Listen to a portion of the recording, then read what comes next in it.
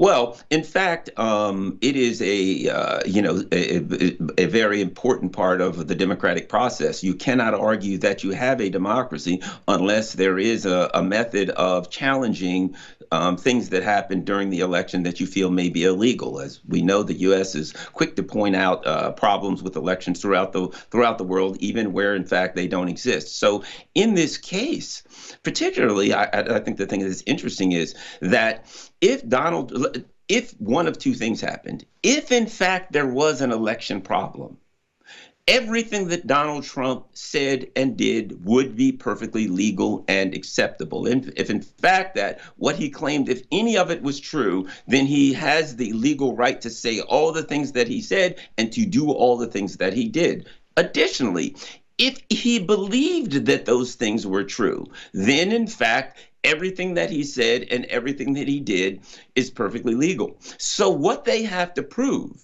is that Donald Trump didn't believe that it was true. They have to prove beyond a reasonable doubt to a moral certainty that Donald Trump, a man who has maintained up until this very day that he believes that there were illegalities and inconsistencies in the election, that it was not constitutionally sound, something I might add that millions of other Americans believe. Whether or not you or I or anybody believes it is irrelevant. Millions of Americans believe that.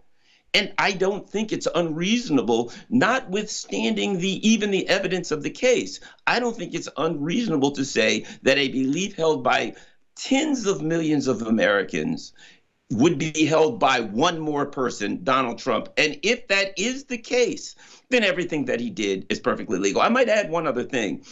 One of the things that I find conspicuous is that one of the phrases that was used in the law in the complaint against Donald Trump by the prosecutor was that he said to the Georgia elector, whoever the person was in Georgia, he said, find these votes, find them. But they left out the part where Donald Trump said, find these votes because we won.